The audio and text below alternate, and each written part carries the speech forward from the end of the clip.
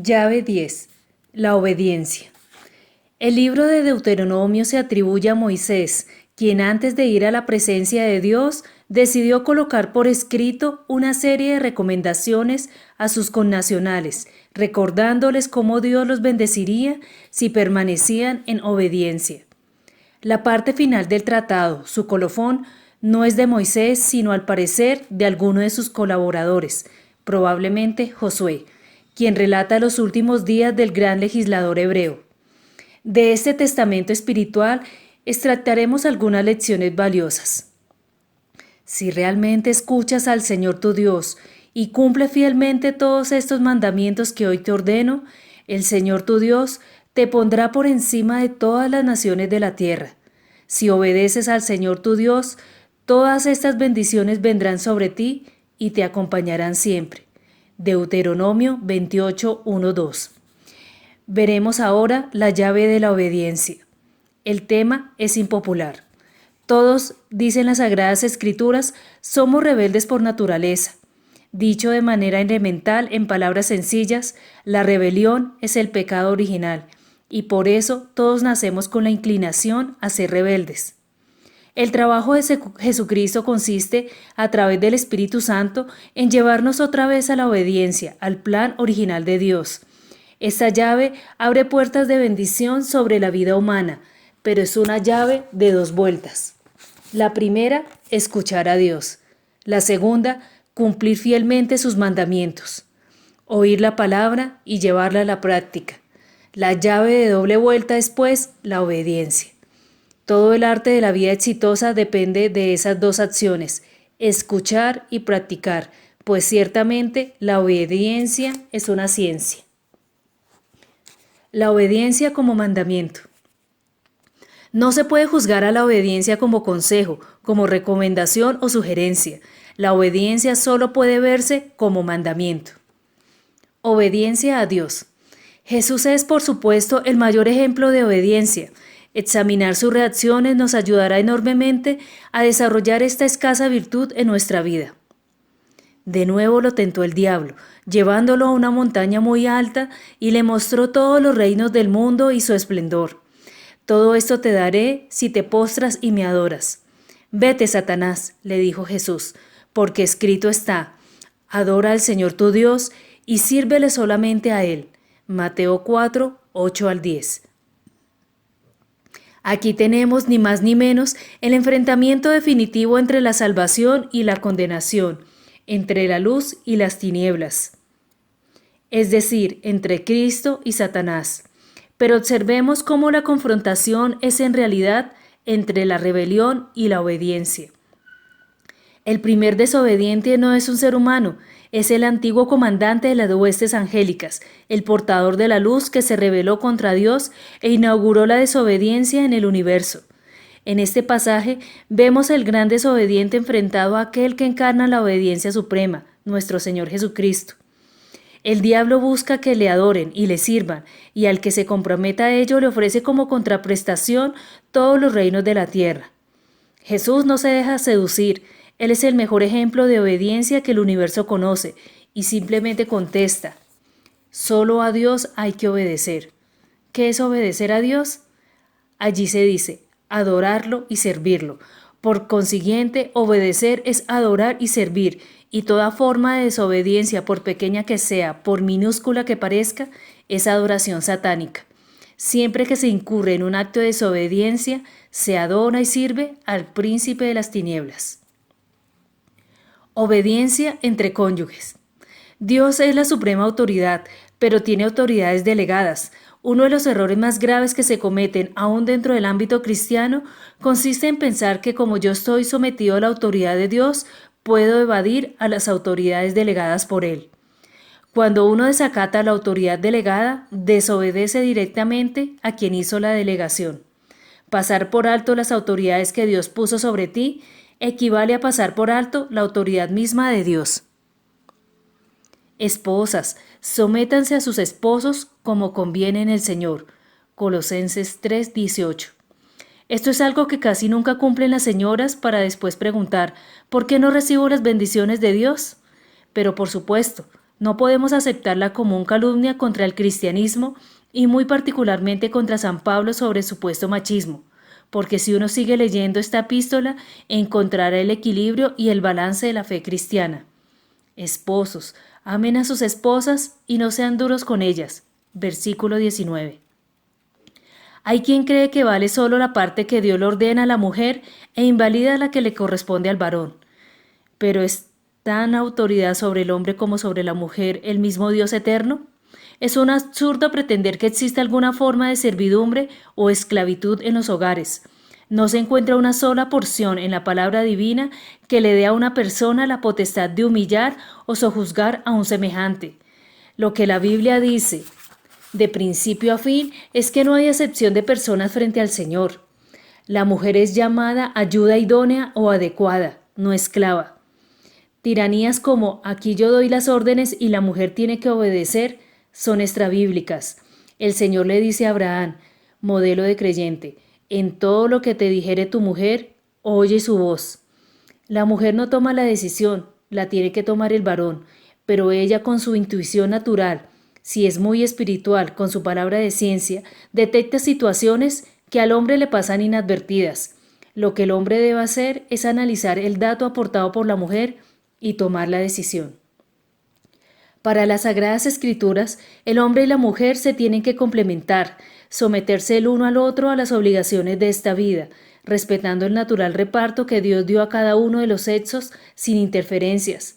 Pero no hay tal cosa como que el que uno manda olímpicamente y el otro obedece con sumisión. Cónyuge significa el que comparte el yugo, como en las yuntas de bueyes. Los esposos se tienen que ayudar y su autoridad sobre los hijos es compartida. Obediencia a los padres.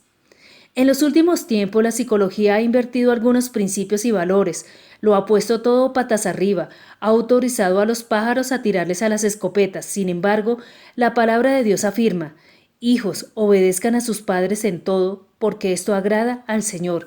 Colosenses 3:20. Un negocio redondo hace el buen hijo, porque este es el único mandamiento con promesa. Honra a tu padre y a tu madre para que tengas largos años sobre la tierra y todo lo que emprendas te salga bien. Este mandamiento nos recuerda que Dios se identifica como Padre. ¿Qué quiere decir Abba? No quiere decir Padre, escuetamente, sino más bien Papito. Dios se identifica con la paternidad. Y por cierto, el Decálogo no contiene mandamiento alguno de los padres hacia los hijos. Hay un bello himno que me hace llorar cuando lo escucho. No sé qué me pasa con la unción de esa canción, en la que un padre terrenal le ora al Padre Celestial por su hijo y le dice, Señor, yo quiero ser como tú, porque Él quiere ser como yo. ¿Cuál es el modelo del Padre? Nadie razone, yo soy el padre o la madre y me tienen que hacer reverencias y obedecerme en forma ciega. No, la palabra es clara. Padres, no exasperen a sus hijos, no sea que se desanimen. Versículo 21. Todas las cosas deben hacerse con amor. El que ejerce autoridad, hágalo con amabilidad. Y los hijos no olviden que el que honra al Padre terrenal, honra al Padre celestial. Obediencia a los patronos. Es un tema difícil para cristianos de orientación más bien socialista, quienes creen en un socialismo democrático, sistema que ha influido en Europa. ¿O Suecia no es un país socialista? Sí. ¿Inglaterra no es un país socialista? También. ¿España no progresó en 3 lustros de socialismo democrático? Por supuesto. Hecha esta necesaria aclaración, ¿en qué consiste la obediencia a los patronos? Los trabajadores no prosperan porque no entienden la sencilla idea que Max Weber, luterano, claro está, describió en su famoso libro La ética protestante. Merece ser revisado según lo propuso el eminente economista judío Salomón Kalmanovitz. ¿Qué es lo que Weber dice exactamente? Que cada trabajador es un ministro de Dios, que allí donde tú laboras le estás sirviendo a Dios. Y no solo las profesiones liberales o de carácter intelectual, abogados, médicos, ingenieros, científicos o técnicos, sino aún los oficios más sencillos, son un ministerio dado por Dios a cada hombre. Ese es un gran aporte de la Reforma Protestante para extirpar el feudalismo e imponer la democracia. Esclavos, Obedezcan en todo a sus amos terrenales, no solo cuando ellos los estén mirando como si ustedes quisieran ganarse el favor humano, sino con integridad de corazón y por respeto al Señor. Hagan lo que hagan, trabajen de buena gana como para el Señor y no como para nadie en este mundo. Versículos 22 y 23. Un abogado que te preste una asesoría legal no te asesora a ti, sino a Jesús. Un lustrabotas que arregle tus zapatos se ocupa de los zapatos de Jesús. Una lavandera que lave mi ropa no lavará la ropa sucia de Darío, arreglará la ropa de Jesús. Ética del trabajo, desde la perspectiva cristiana. Pero cuidado, ¿puedo llegar a mi oficina o a mi taller, a donde tenga algunos bajo mi autoridad, con un látigo en la mano a intentar sojuzgarlos o esclavizarlos? No, 1000 veces no. Todos somos iguales ante Dios, aunque haya que respetar a las autoridades delegadas. Midamos el equilibrio y el balance del cristiano. Amos, proporcionen a sus esclavos lo que es justo y equitativo, conscientes de que ustedes también tienen un amo en el cielo. Colosenses 4:1. En los tiempos de Pablo se decía amos y esclavos, hoy decimos patronos y trabajadores. El patrón de los patronos está en el cielo y tomará cuenta de cómo ellos tratan a sus subalternos, pues un principio elemental enseña que el que ejerce autoridad debe someterse a ella. Obediencia a los gobernantes. ¿Qué leímos al principio de este capítulo? Que vendrán las bendiciones si nosotros damos las 2 vueltas a esta llave: oír y guardar la palabra de Dios. Si no la oímos, o si solamente la oímos y no la cumplimos, no habrá bendiciones sobre nuestra vida, porque toda bendición tiene una condición.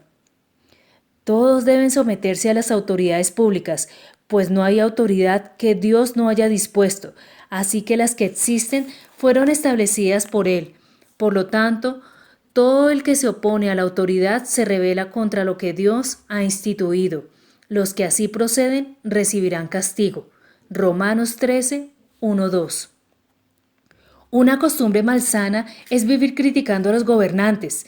Dios dice que debemos someternos a ellos, y esto no es una cuestión de opiniones políticas, sino un mandamiento del Señor. Pero un momento, ¿podemos expresar criterios contrarios a los que hacen los gobiernos? Terminantemente sí, pero con respeto. Otra pregunta clave: ¿puede un cristiano desobedecer a las autoridades gubernamentales en la tierra? Sí, bajo ciertas circunstancias. Si la autoridad gubernamental nos quiere obligar a hacer algo contrario a la voluntad de Dios, no solamente tenemos el derecho, sino la obligación de rebelarnos. ¿Cómo actuaron los apóstoles cuando el Imperio Romano, la gente del Sanedrín y las autoridades civiles en Jerusalén los acosaron? Es necesario obedecer a Dios antes que a los hombres, respondieron Pedro y los demás apóstoles. Hechos 5:29. Los encarcelaron, pero no tuvieron alternativa, una de dos: obedeces al gobernante de arriba o al de abajo. Cuando este último te quiera obligar a hacer algo contrario al gobernante de arriba, debes rebelarte sin vacilaciones. Obediencia en la iglesia. Algunas personas se imaginan que cuando se es autoridad en un lugar, se pueden eludir los asuntos relativos a la obediencia. Esa es una soberana equivocación. Si algo ha caracterizado al liderazgo espiritual bíblico, es decir, judeocristiano, es que siempre hizo respetar su autoridad. La Biblia dice: acuérdense de sus dirigentes que les comunicaron la palabra de Dios. Consideren cuál fue el resultado de su estilo de vida e imiten su fe. Hebreos 13:7. Observemos, aquí hay exigencias difíciles para los dirigentes de una iglesia. ¿Cuál es su estilo de vida? Si la mía es indigna, no tengo ningún derecho a reclamar que mis ovejas me obedezcan. Pero si no se encuentran en mi conducta algo contrario a la moral, a los principios y valores que inspiren el pastorado, mis ovejas podrán obedecerme. Por otra parte, si no soy una persona de fe, las ovejas no tienen por qué imitarme. Es un asunto muy serio, tanto que merecería todo un libro. Por eso he instrumentado en mi iglesia esta consigna: el Señor es mi pastor, el pastor no es mi Señor. Ciertamente, un pastor en la tierra no puede enseñorearse de las ovejas, pero la Biblia desea que las ovejas respeten al pastor que Dios ha puesto sobre ellas. Obedezcan a sus dirigentes y sométanse a ellos, pues cuidan de ustedes como quienes tienen que rendir cuentas. Obedézcanlos a fin de que ellos cumplan su tarea con alegría y sin quejarse, pues el quejarse no les trae ningún provecho. Hebreos 13:17. Son multitud las personas que en la iglesia desobedecen hasta en mínimos detalles lo que ordenan los dirigentes, y toda forma de desobediencia, por minúscula que sea, es honrar y servir al enemigo de Dios.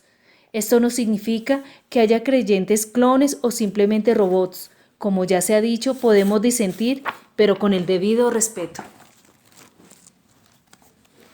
Los estragos de la desobediencia. Satanás ya se encuentra instalado en la tierra.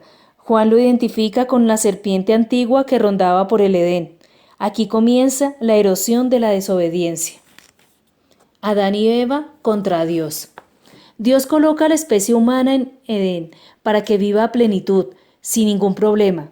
El hombre no fue diseñado para sufrir, ni para enfermarse, ni para cansarse. El proyecto original era otro. Dios entrega al ser humano todos los bienes de la tierra, pero le pone una condición. Pero del árbol del conocimiento del bien y del mal no deberás comer. El día que de él comas, ciertamente morirás. Génesis 2:17. Requisito único. Son libres, son felices, tienen una relación con Dios, no van a morir, ni siquiera envejecer. Pero la condición es, no me desobedezcan. Los pruebo con el conocimiento del bien y del mal. Captamos cómo lo que la nueva era ofrece hoy a la gente es ser como Dios por medio del conocimiento. Tal doctrina no es ni tan nueva ni tan era, solo era la era que no era. ¿Cuál es el desenlace trágico de este asunto? La serpiente era más astuta que todos los animales del campo que Dios el Señor había hecho, así que le preguntó a la mujer, ¿es verdad que Dios les dijo que no comieran de ningún árbol del jardín? Podemos comer del fruto de todos los árboles, respondió la mujer, pero en cuanto al fruto del árbol que está en medio del jardín, Dios nos ha dicho, no coman de ese árbol ni lo toquen, de lo contrario morirán. Pero la serpiente le dijo a la mujer, no es cierto, no van a morir. Dios sabe muy bien que cuando coman de ese árbol se les abrirán los ojos y llegarán a ser como Dios, conocedores del bien y del mal. Génesis 3:1-5. Hoy lo que anda vendiendo por ahí la nueva era es precisamente ese embuste. El hombre es Dios. A través del conocimiento seremos divinos. La Biblia muestra que el origen del pecado humano es querer ser como Dios. ¡Qué diferencia tan radical! La Biblia dice, hay que creer. La nueva era afirma, hay que conocer. Pero como lo analizamos al exponer la llave de la fe, para nosotros es importante conocer, pero nos basta creer. Si Dios lo dice, yo lo creo, aún contra toda evidencia de mi mente. Por lo tanto, la desobediencia es el pecado. Lean bien. No he escrito la desobediencia es pecado, ni la desobediencia es un pecado, sino la desobediencia es el pecado. Can contra Noé.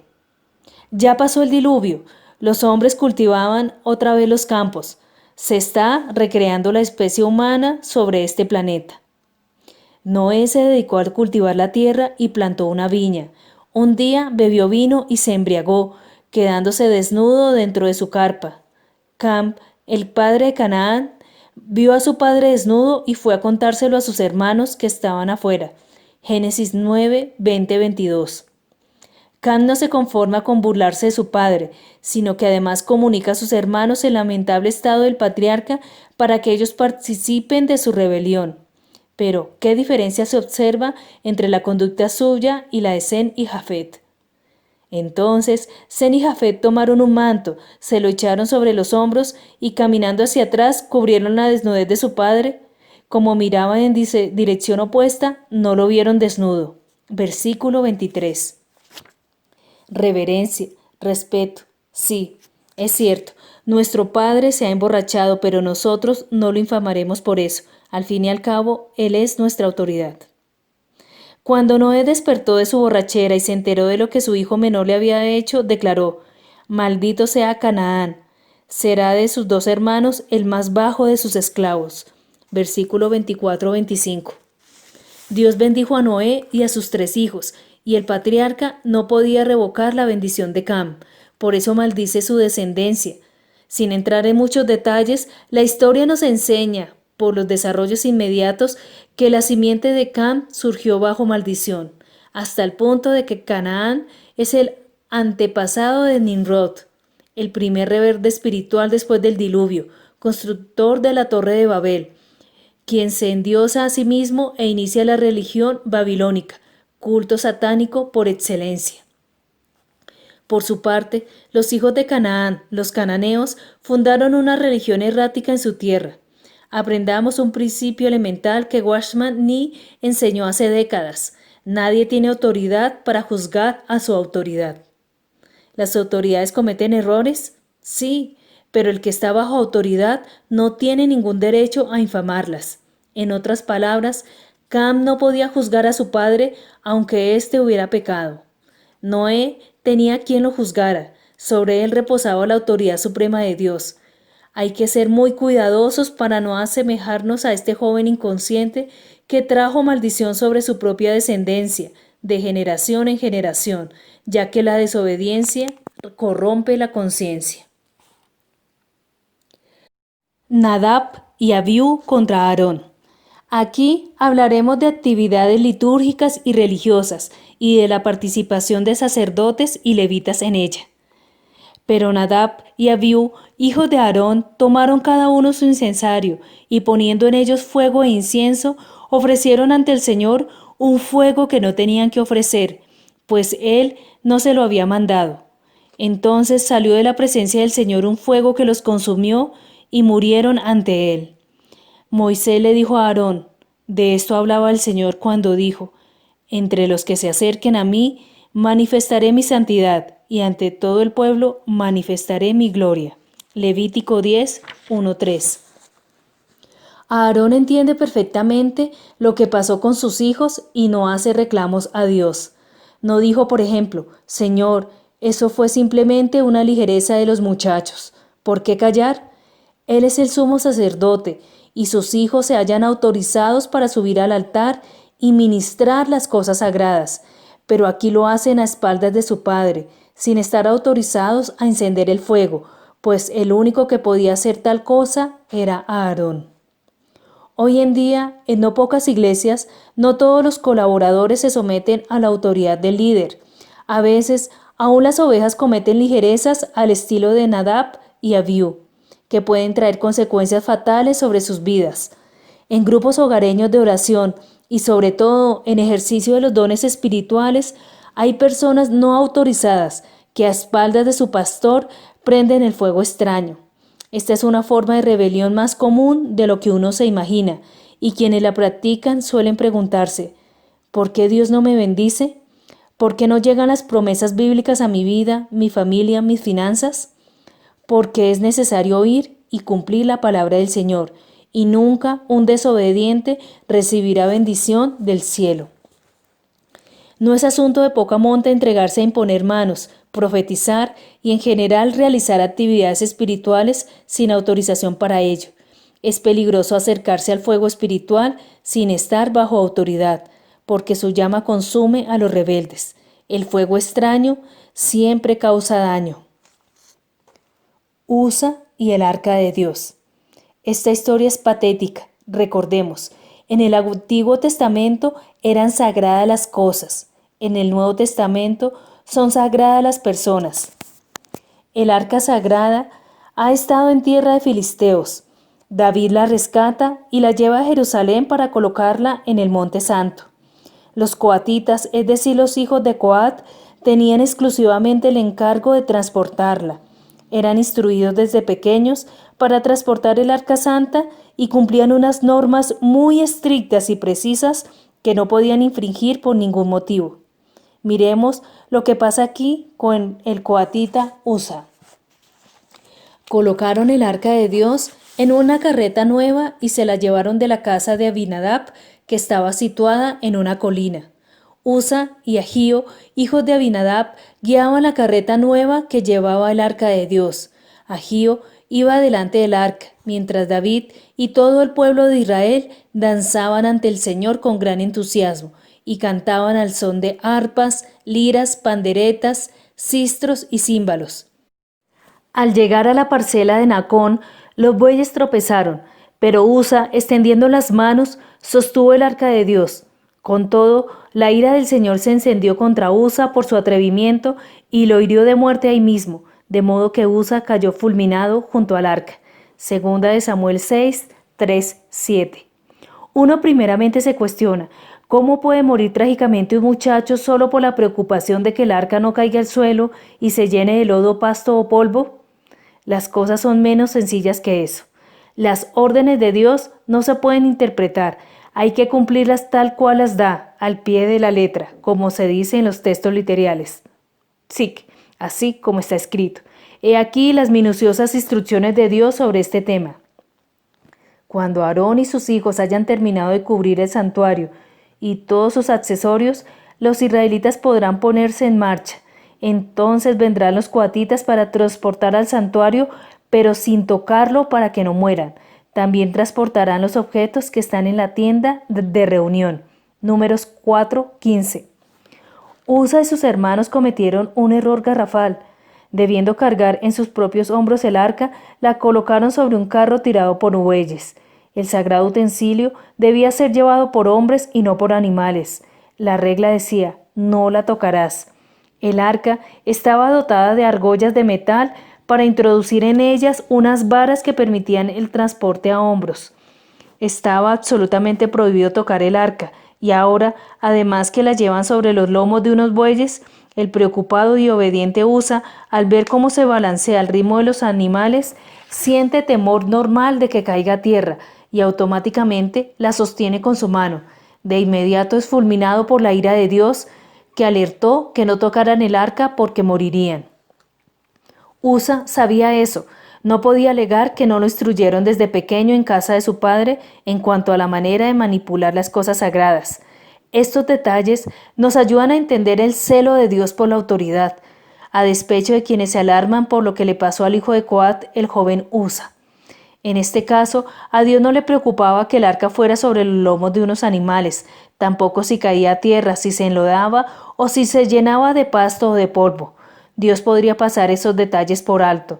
Lo que no podía tolerar era que tocara la santidad de su arca la mano pecadora de un desobediente. Saúl y Samuel. Hagamos una composición histórica del lugar, con el fin de que los enemigos de Israel desaparecieran y el pueblo pudiera prosperar en la Tierra Santa, de modo que tomaran la franja de territorio en manos ajenas. El Espíritu Santo le ordena al rey Saúl, por intermedio de Samuel: mata a todos los amalecitas, no dejes vivo a ninguno, y mata todo el ganado, los bueyes, los asnos, las vacas y las ovejas de los amalecitas, no dejes ni una pezuña para ti.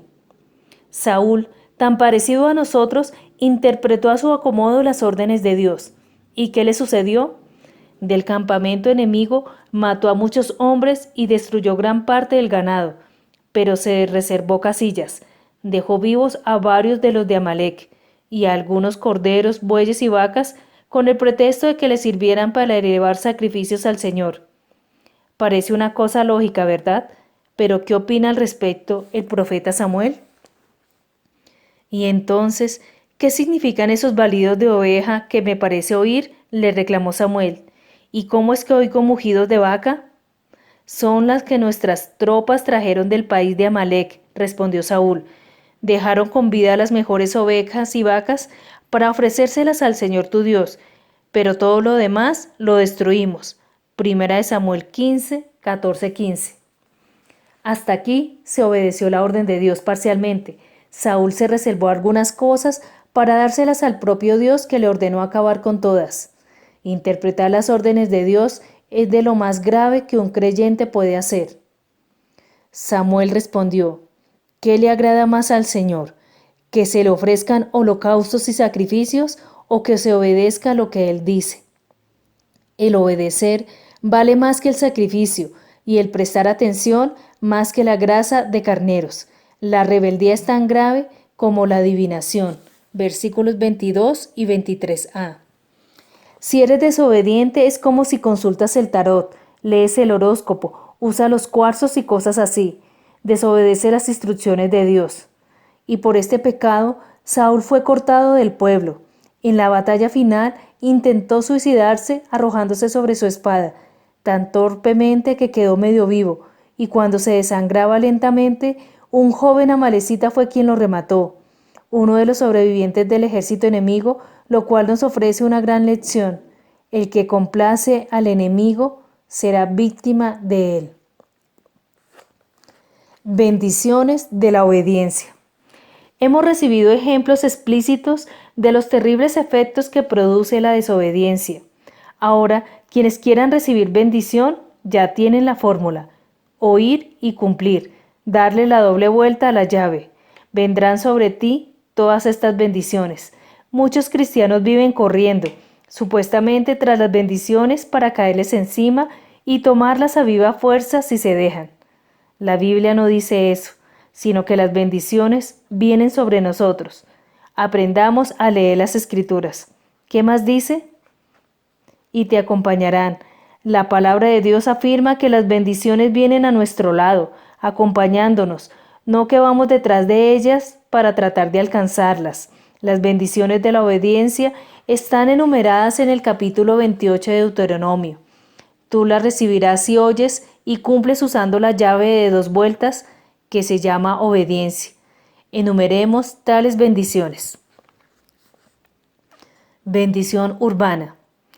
En gran parte la sociología y últimamente la ecología creen que la ciudad es una maldición, algo malsano.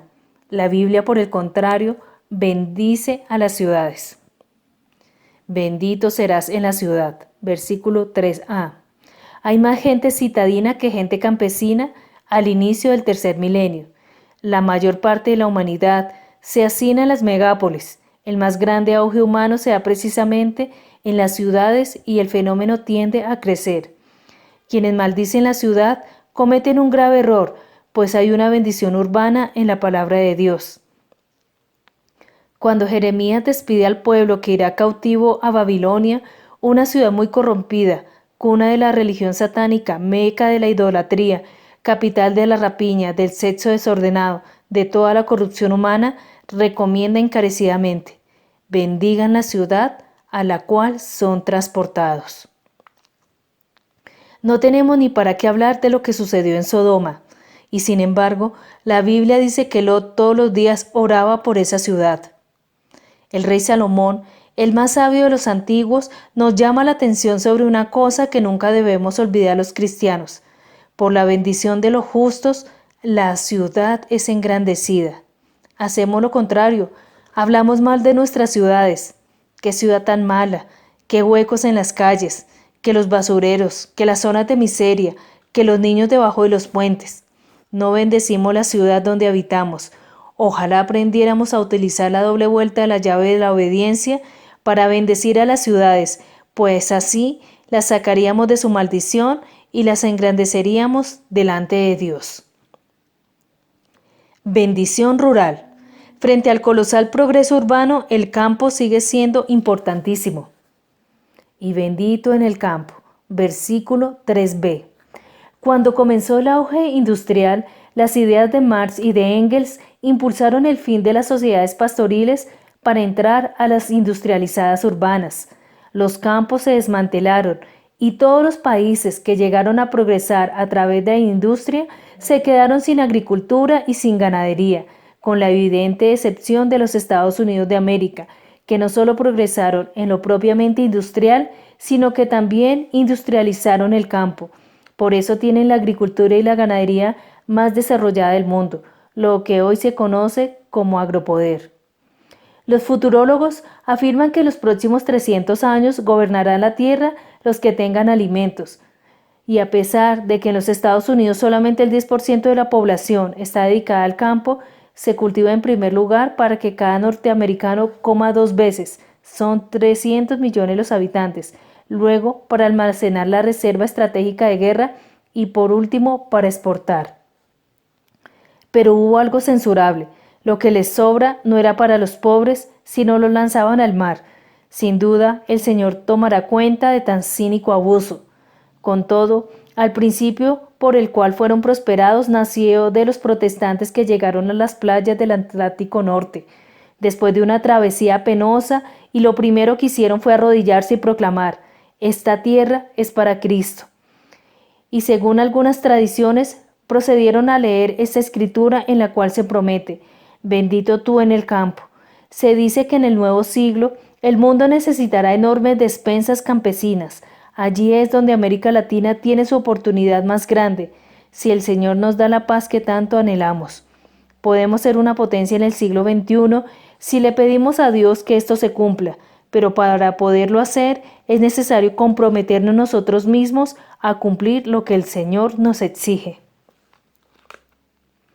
Bendición de la descendencia. Las bendiciones de Dios para los obedientes se extienden de generación en generación. Bendito será el fruto de tu vientre. Versículo 4a. Hay personas que no han entendido bien las sagradas escrituras. Bendito el fruto de tu vientre. ¿Cómo? Si obedecieres. Las bendiciones son hereditarias. El Señor bendice a Abraham y lo hace de generación en generación por toda su descendencia. Casi 4000 años después de esa promesa, puedes ver la descendencia de Abraham, millones de judíos, cientos de millones de árabes y miles de millones de cristianos. Hay aquí una genética espiritual que funciona en nuestros hijos, porque la obediencia bendice la descendencia. Bendición de frutos y animales. La prosperidad agropecuaria está claramente descrita en la palabra de Dios. Tus cosechas, las crías de tu ganado, los terneritos de tus manadas y los corderitos de tus rebaños. Versículo 4b. Benditos, dice. La gente se preocupa razonablemente con las plantaciones y los ganados, pero su éxito no consiste solo en el esfuerzo humano, sino fundamentalmente la bendición agrícola y zoológica llega sobre las propiedades campesinas de quienes obedecen la voz del Señor. Bendición de la canasta familiar. Las promesas transmitidas por Moisés son realmente minuciosas. Benditas serán tu canasta y tu mesa de amasar. No dice, cuando haya escasez, tu provisión bajará. No dice, la carestía te tocará. Al contrario, en toda época y con mayor razón en la escasez, benditas serán tu canasta y tu mesa de amasar. Significa que no te faltará el mercado y que lo que hagas en casa recibirá bendición. Tu mesa de amasar, la llave de la obediencia, abre la canasta familiar y llena la despensa. Bendición del camino. Bendito serás en el hogar y bendito en el camino. Versículo 6. Siendo benditos en nuestro hogar, al emprender un viaje, el Señor nos dice: bendito cuando salgas de este lugar donde te encuentres, al llegar al lugar donde vayas serás bien recibido también. El Señor bendecirá el camino por donde vayas y abrirá puertas de oro y bronce a tu paso, solo que esas puertas se franquean con la llave de doble vuelta, oyendo y cumpliendo.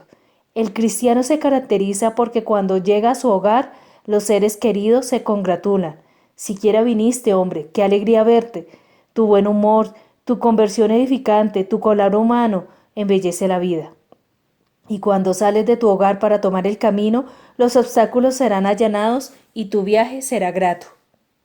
Bendición de la victoria. Nadie quiere ser derrotado y en esta vida abundan los adversarios. Sin embargo, el Señor te concederá la victoria sobre tus enemigos. Avanzarán contra ti en perfecta formación, pero huirán en desbandada. Versículo 7. Hay quienes salen a la batalla personalmente enfrentándose en forma directa. ¿En qué consiste esta bendición? No en que derrotes a los enemigos, sino que Dios los derrota por ti. Él mismo se encarga de ellos, pues lo que dice de nosotros nuestro Dios es algo tierno y sencillo, que somos su especial tesoro. Su amor es tan grande, a pesar de todo, incondicionalmente, sin importar lo que seamos, Él nos dice: son la niña de mis ojos, e indica también: en mis manos los tengo esculpidos, nunca me olvido de ustedes. ¿Qué ocurre cuando un padre humano ve que a su hijo lo golpean? Ese niño no tendrá que defenderse, pues el mismo papá se encargará del agresor. Nunca olvides que Dios es papá y si le lesionan a uno de sus pequeñitos, reacciona como tal. Él mismo se apersona del asunto. No tienes que hacerlo tú. ¿Por qué no sientes protección de tus enemigos? Porque no has hecho los dos movimientos para abrir tu llave de la obediencia, escuchar y practicar. La bendición del trabajo. En Latinoamérica nos hemos habituado al enriquecimiento fácil y eso nos ha llevado al enriquecimiento ilícito. Las Sagradas Escrituras hablan muy claro acerca de los bienes materiales. El Señor bendecirá tus graneros y todo el trabajo de tus manos. El Señor tu Dios te bendecirá en la tierra que te ha dado. El Señor te establecerá como su pueblo santo, conforme a su juramento, si cumples sus mandamientos y andas en sus caminos. Versículos 8 y 9. Observa la reiteración. Si cumples, si andas en sus caminos.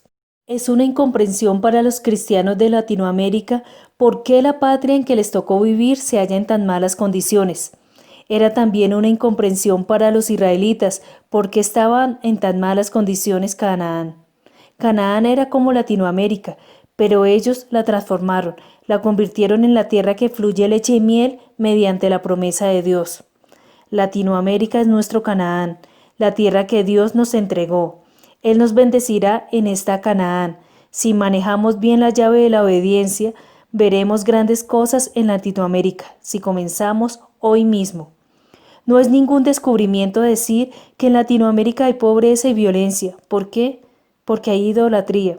Donde quiera que hay idolatría, habrá pobreza y violencia. Tales cosas van siempre juntas. Debemos trabajar para cambiar esas costumbres porque somos el pueblo santo apartado del Señor. Una nación dentro de la nación, un país dentro del país, un reino dentro del reino. Nos corresponde afectar la sociedad para que cambie. Oír y aplicar hará que Latinoamérica se convierta en la tierra que fluye leche y miel. La bendición del prestigio. Seamos precisos en el lenguaje. Prestigio no significa popularidad. Realmente somos muy impopulares los cristianos, pero tenemos prestigio. Son cosas diferentes. Por eso decimos la bendición del prestigio, no la bendición de la popularidad. Todas las naciones de la tierra te respetarán al reconocerte como el pueblo del Señor. Versículo 10. Te respetarán. Aún no somos populares, se oye decir a la gente. Es mejor no meterse con los cristianos porque trae problemas. Ellos tienen algo raro y especial. La gente comenta. Yo lo he oído muchas veces. Bendición de la abundancia. Es necesario entender que la economía depende de la espiritualidad. El Señor te concederá abundancia de bienes, multiplicará tus hijos, tu ganado y tus cosechas en la tierra que a tus antepasados juró que te daría. El Señor abrirá los cielos, su generoso tesoro, para derramar a su debido tiempo la lluvia sobre la tierra y para bendecir todo el trabajo de tus manos. Tú le prestarás a muchas naciones, pero no tomarás prestado de nadie. Versículos 11-12. Es fácil observar en el panorama mundial cómo los países cuyas leyes han sido extraídas de la Biblia son los más prósperos. Por contraste, los países donde se cree, por ejemplo, en la reencarnación, son miserables. Allí a nadie se le ocurre decir, vaya a trabajar duro ahora para descansar en la próxima vida. Al contrario, descansaré mucho ahora porque en mi próxima reencarnación va a tocar trabajar arduamente. Eso empobrece la sociedad, hace que la gente no trabaje. En tales lugares es un espectáculo deprimente ver a los niños muriendo de hambre, entre montones de basura, roídos por enormes ratas, debajo de las ubres de las vacas sagradas. Yo no quiero eso para mi Latinoamérica, sino aquello que ha engrandecido a las potencias de la tierra, a saber, los principios y valores de la civilización cristiana. ¿Y por qué dice la Biblia que Abraham era riquísimo? Porque era obediente, porque descubrió que la abundancia proviene de la obediencia. Y no se trata de apegarnos a los bienes materiales. No es posible servir a dos señores, a Dios y a las riquezas. Pablo enseña que no debemos colocar la confianza en las riquezas, sino en el Dios que las da. El dinero no es bueno ni malo, es neutro. Bueno o malo es el corazón del hombre, según utilice el dinero para bien o para mal.